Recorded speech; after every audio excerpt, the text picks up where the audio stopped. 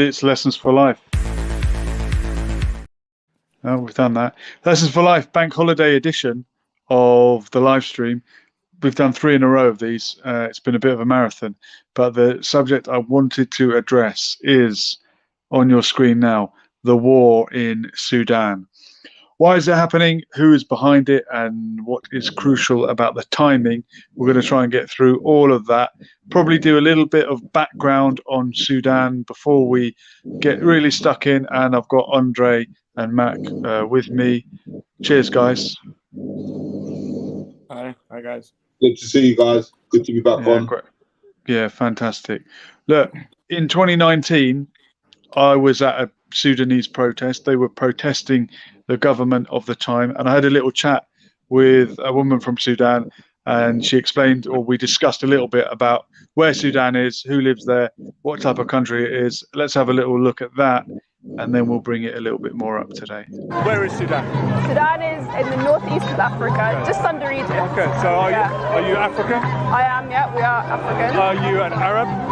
We are also Arab. Okay. Yeah. But are there people in Sudan who don't want to be Arab? So yeah, we're not all Arabs. So for example, in the West, there are some Arabs, there are some Arab Africans, just purely Africans. So yeah, there are definitely people who don't want to be affiliated with Arabs because the Arabs seem to support the old regime of the Bashir. Okay. So there's a broad spectrum of identity in Sudan. Exactly. Yeah. I mean that's what we celebrate, our diversity. Okay. Someone told me that the name Sudan means black. It does. Yeah. Correct? Land of the blacks. Land of the blacks. Okay. So you are Africans. You are black. Yeah. You are Arab. Yeah. In a way, are you Middle Eastern or North African? Yeah, we are also Middle Eastern, North African. Yeah. And are there any Berber people in? I know North Africa has Berbers and Tuareg, original inhabitants. I think there are in some parts of Sudan and in the northern parts. Okay. I think so. And presumably you have some Arab ancestry for people that arrived from the Middle East. Yeah, exactly. The language. Yeah. So there are a lot of Arabs immigrated a few generations ago to Sudan. We were under Ottoman rule for a while, Turkish. We were under Egyptian rule, Anglo-Egyptian. And British rule? So Anglo-Egyptian rule, exactly. Okay, I read a little bit about 100 years ago or so, someone who emerged calling himself the Mahdi. Yeah. And he fought against the British, right? Yeah, exactly. So he fought against the British rule, against General Gordon. There was a war, there was a battle. And I mean, eventually we became an independent country in 1956. And since then it's been a mix of I mean, I don't know if you can really say democracy, but it's been mostly military rule since then. Why do you think African countries, not to stereotype, but the Middle East also, end up with these strict authoritarian regimes? I mean, a lot of people attribute it to the instability that came from colonialism and then independence. So that's definitely a cause of it, I think. Do you think the religion is resistant to it? Are there people that say democracy is forbidden in Islam? I mean, not that I've really heard of. But it's a shame that religion is often used as a tool to oppress and to... It's used by everyone. It's been used and abused by everyone. Exactly, yeah. So that was back in 2019. You could see that it's an unstable situation even back then. Just a bit of background, Sudan being an Arab country, part of the Arab League in northeast Africa, just below Egypt. And don't forget, Sudan split in two recently. It used to be the biggest country in Africa, and the moment they decided to sell all their oil to China, South Sudan needed independence. And there was the conflict in Darfur also at the time, and the Janjaweed, who were the paramilitary group fighting in that region, fighting on behalf of the Sudanese government, are, according to the research, the ancestors of this, or the precursor to these rapid support forces who are now turning on the government. Coming forward in time, after that unrest, there was the normalization that happened. Here I was at a Palestine demonstration, and I met Sudanese journalist Ahmed Kabello. He can tell you the rest. I'm with Ahmed Kabello. I've just shouted into his camera, so I've got no voice left. But good to see you, bro. And you always give me a chat. I appreciate it. Yeah. We're saying the same thing again and again, aren't we? We are saying the same thing again. But I think what makes it particularly difficult this time is the way the Muslim nations, the Arab nations, are sold out to the Israeli cause. I'm from Sudan. I'm proud of being Sudanese. To see Sudan normalise relations with Israel, while Israel is doing this, while it's attacking Al-Aqsa.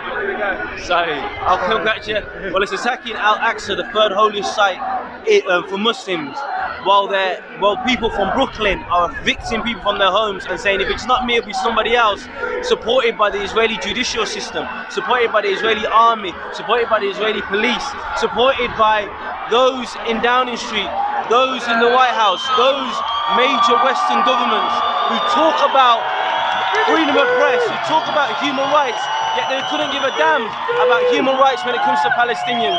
Because whether they know it or not, they do not value the lives of Palestinians. Okay, don't be confused. That's footage from 2021. But of course, Al-Aqsa gets attacked every Ramadan. So you could be forgiven for being confused. Ahmed Kabello there, Sudanese journalist, explaining his dismay at the normalization of relations. But what is crucial about the timing? What happened recently with Russia agreeing to have a naval base in Sudan? Let's have a little look at the news. Port Sudan made headlines in February after Russian Foreign Minister Sergei Lavrov visited Sudan. During the visit, the Sudanese junta, which took power in a military coup in 2021, promised Russia a new naval base in the city. But local tribal leaders, who carry a big influence on the Red Sea coast, have other ideas.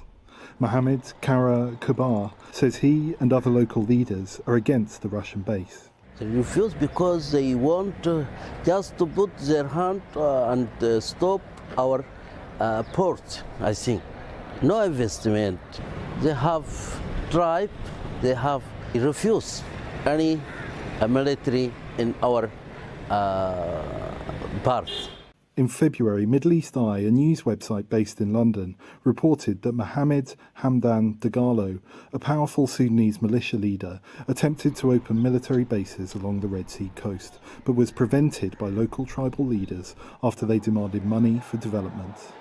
A small Russian logistics base is reported to have been set up in Port Sudan in the past, but according to local media and residents, it ceased operation in 2021. In the vicinity of the old base, in the Flamingo district of the city, one local declined to give his name when VOA asked if he supported the Russian naval base. If this is in our best interest, we would automatically accept it. I don't care who's involved, whether they are British, Russians or Americans.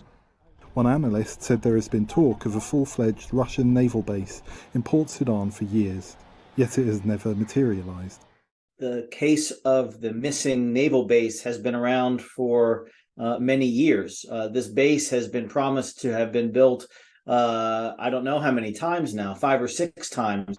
Another analyst thinks the base could go ahead if Sudan's ruling junta is determined to make it happen. I don't know. I think it very much depends on the naval base. It's very much depends on the direction that the political process is going to take. So if the regime is actually moving towards consolidating a 100% military power in Sudan. Sudan already has well-established links with Russia and the Russian paramilitary group Wagner. Sudan's junta is reported to be trading the country's gold in exchange for Russian weapons. Henry Wilkins for VOA News, Port Sudan, Sudan. Right, so it's not as simple as we thought, because the RSF have connections with the Russian Wagner Group. That is the private military company fighting the war for Russia in Ukraine. So although the timing seems crucial, and the minute that Russia want a naval base in Sudan, this turmoil erupts in Sudan and puts that in jeopardy. But if that's the case, why are the RSF, why are the Wagner Group, who are loyal to Putin, helping the RSF? Doesn't make sense. We'll do one more video clip to find out who exactly the RSF are, and then we'll open it up for discussion. But can you square that circle? Why would the Wagner Group, who support Putin, be supporting the RSF, who have derailed this chance for a naval base for Russia?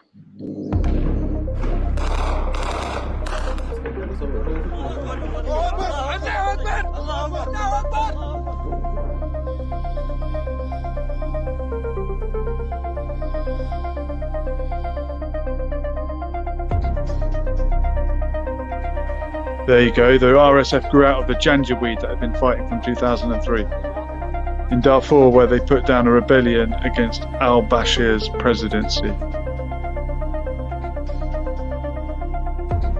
He essentially, and this guy was friendly with Iran, in which he was concerned about any security institution being strong enough to overthrow and challenge him. So he allowed basically a proliferation of different armed groups and centers of power within the country.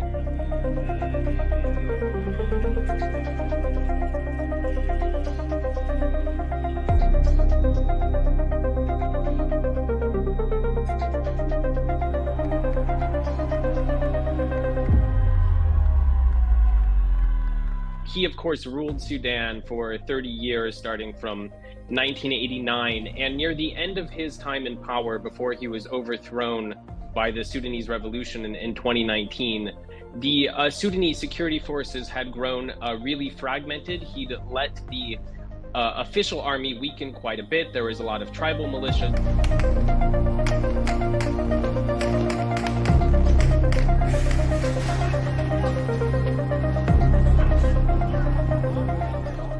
Actors, the army and the rapid support forces, were able to collude, now successfully for about 4 years to stay in power themselves, but there was always that core tension about who was the top dog between them.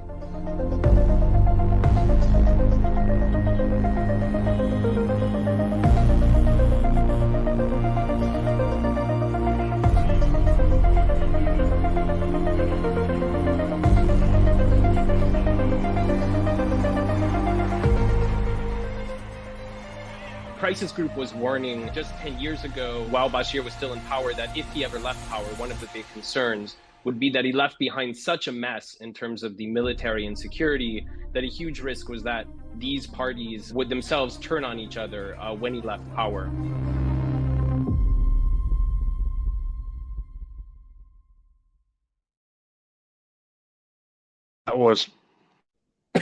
That was from Al Jazeera. So are they just a law unto themselves, and they used to fight for the government? Now they're fighting against the government. There's a similar situation that happened in Yemen with a president who was aligned with the Houthis, who ended up killing him. Is that the danger when you hire paramilitaries to do your dirty work? Is that what's happening with the Wagner Group in Russia? Is it a way of finding a loophole and having some kind of, what's the word, plausible deniability, when you say, well, the government didn't do it. It was not a government force that did it. It was the RSF. What do you think, Andre?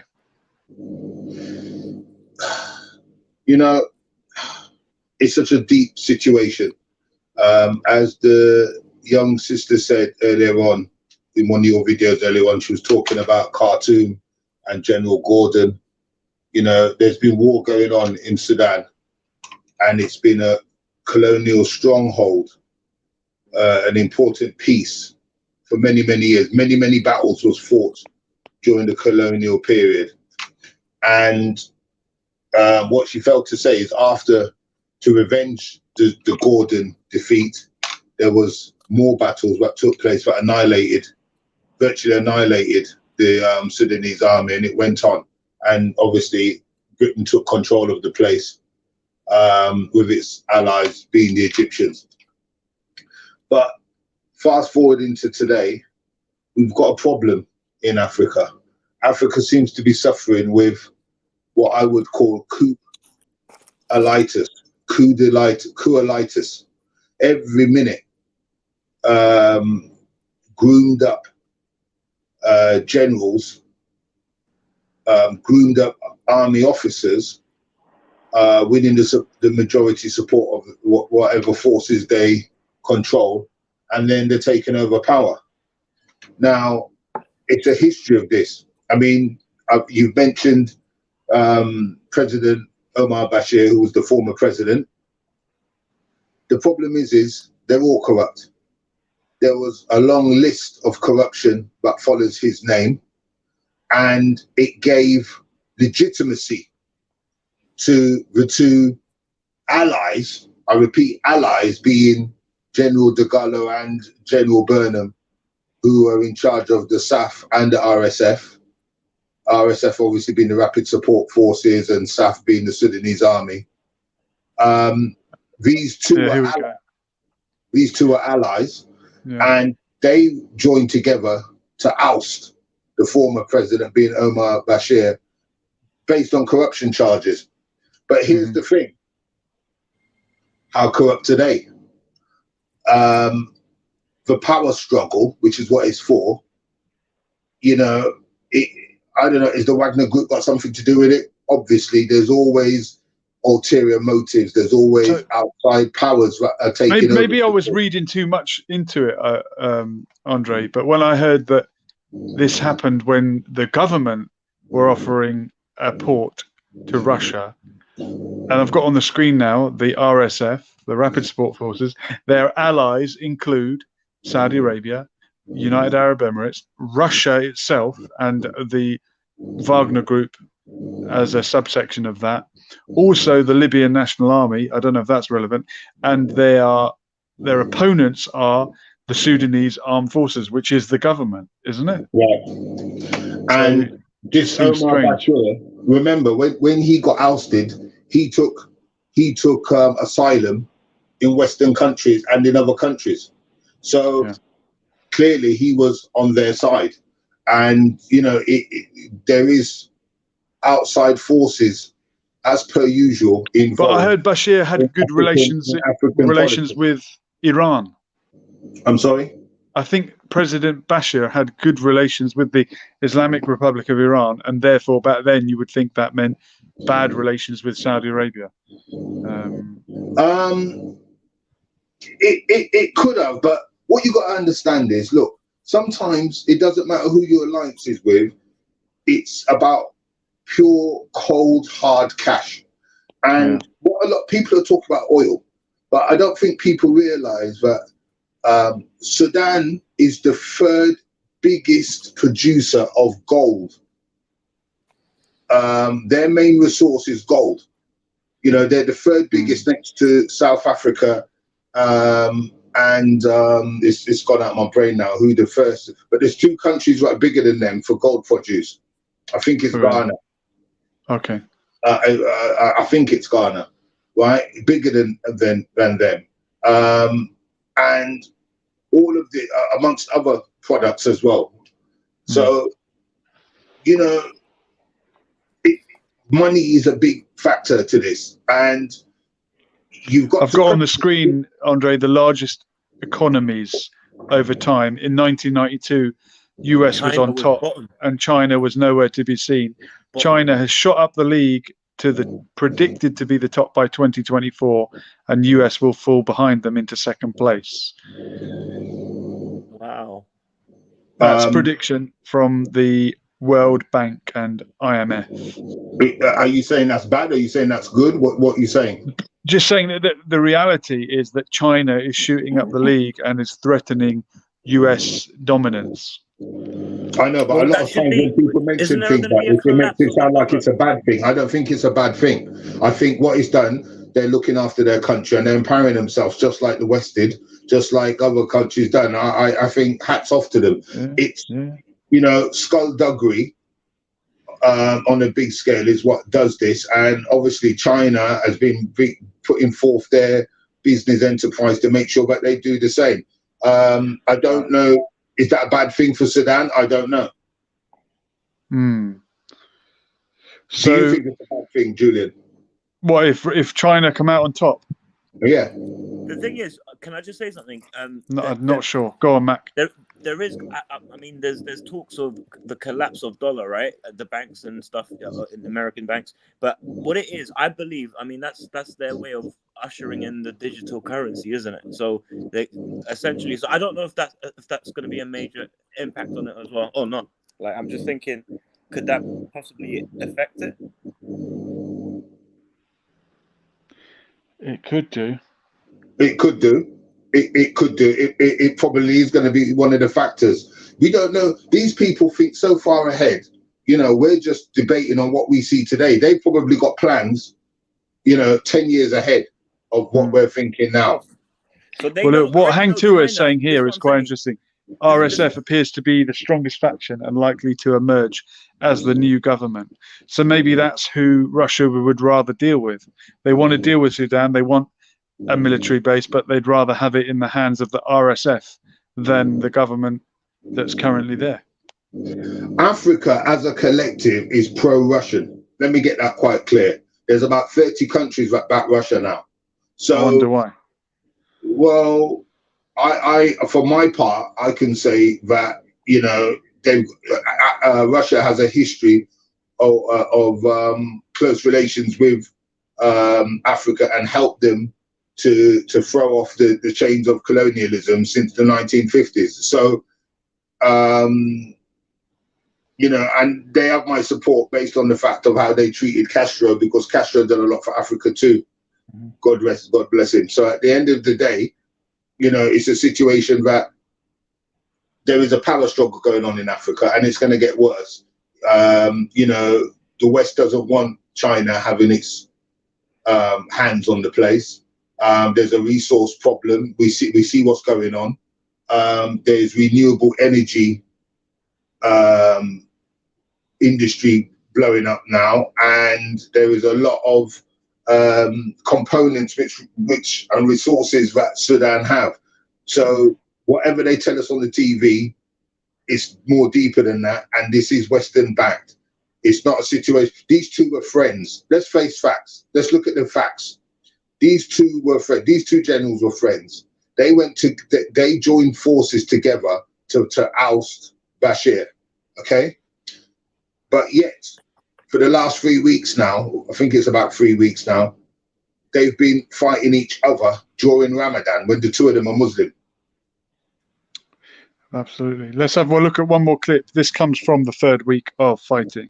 Intense fighting is taking place on the streets around the army headquarters and presidential palace in Khartoum as the conflict between the Sudanese army and the paramilitary group, the Rapid Support Forces, enters its third week.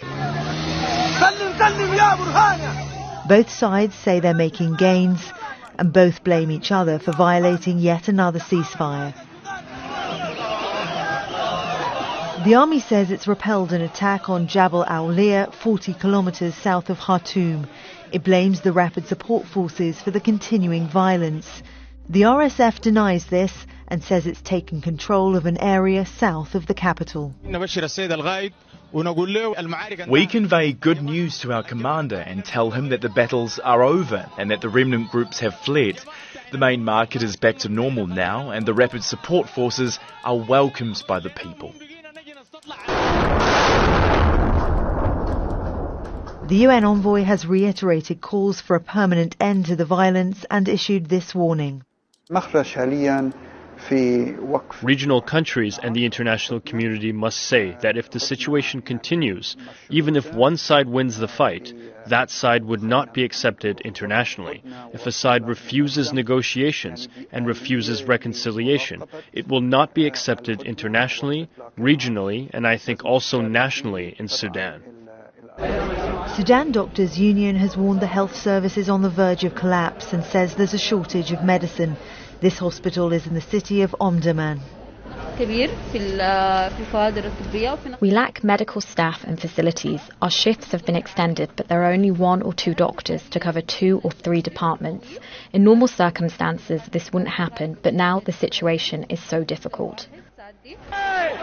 With essential supplies running out, thousands are streaming out of the country. Many are heading to Port Sudan on the eastern Red Sea coast. I was among the people trapped for nearly 7 days in Khartoum with no food, electricity or water. The conditions were very bad, but thank God we managed to leave and come here. The journey was a bit difficult, but things worked out and we arrived. Now they wait to register for a ferry to Saudi Arabia, relieved to be out of immediate danger, but uncertain about when it will be safe to return. Victoria Gatenby, Al Jazeera. Yeah, the fighting continues.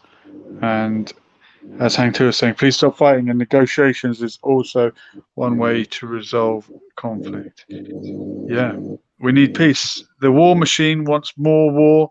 They want to sell their weapons, of course, but we want peace. And how are we going to do it? I don't know. It's a tough one. Well, for them, it's a profit industry, isn't it? Yeah. The war, like for them, they're making money from just going into war.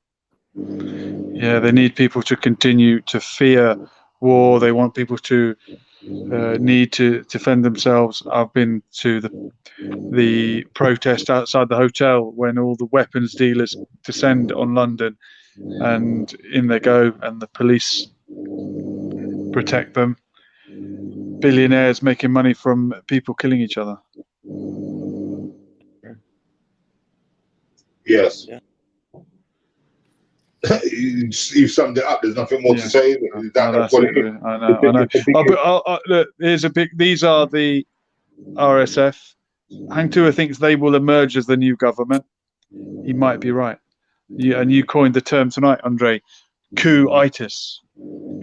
Coup-itis, yes. Coup-itis, yeah. Something needs to be done about that. Well, basically, we had one of those. We had a coup-itis back in '53, innit? There you go. Yeah, there you go. Iran has had many. Yeah. Unfortunately. Look, at the end of the day, you know, I think I'm a pragmatist, and I'm just looking at it from black and white. And the situation is this: most of the Western stable countries that we have today had civil wars in order to become strong. The French Revolution, England had 3 civil wars.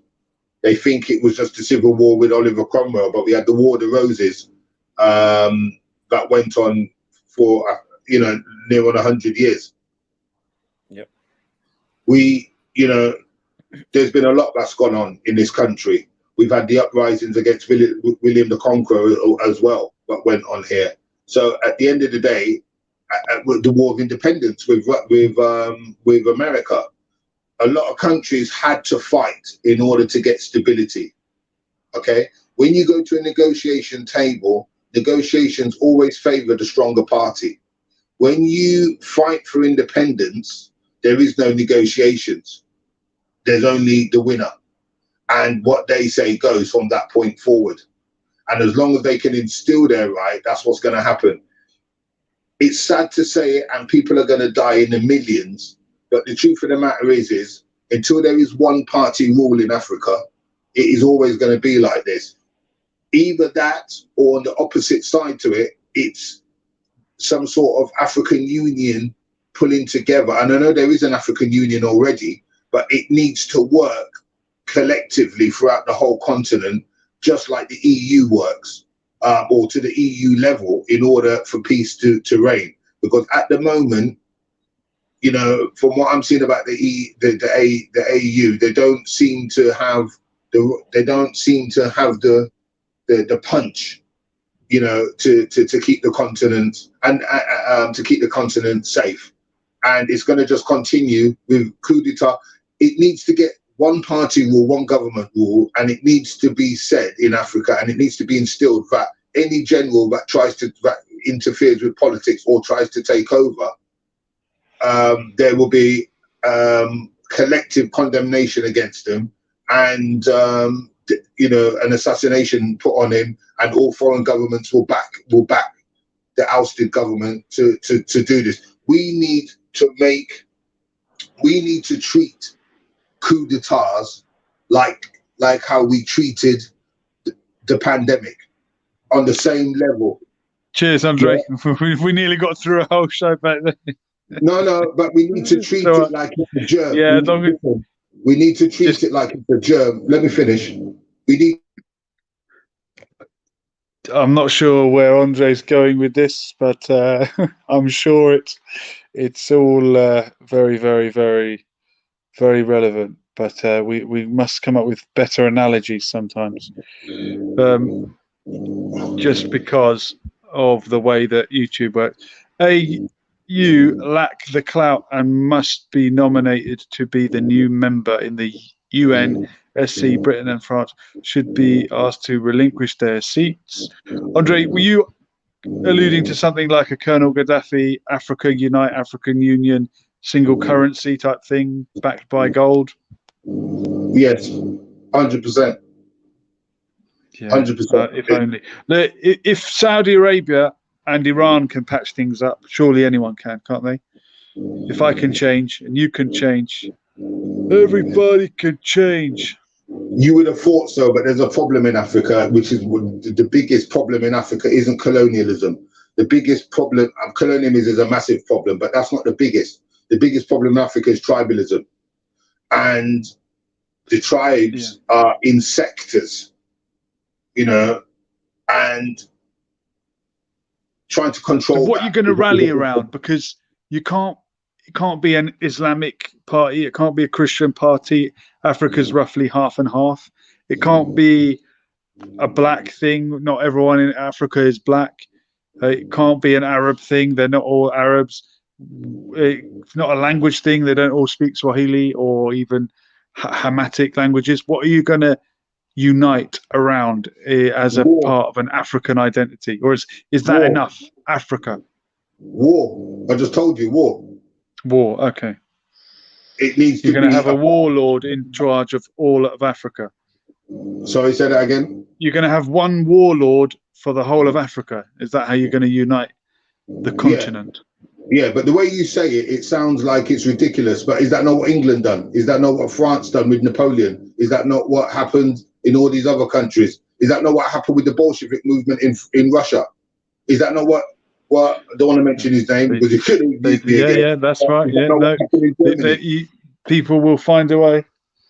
They will find a way. Look, gentlemen, we're going to wrap it up early tonight because I've got to be on duty. But I want to shout out Pete, who's on his way to Ireland. He had a fantastic couple of shows with us and really got on well with you guys. I think he really brings something to the team. You know, spread the word, gentlemen. Bring more like-minded people, and we'll keep going forward. Yeah, Hang Tu is saying Chairman Mao United China. Yep. And in South Sudan, you have the Naya and the Dinka. Okay, I didn't even know these technical terms. But good show, gentlemen. We will come back to it.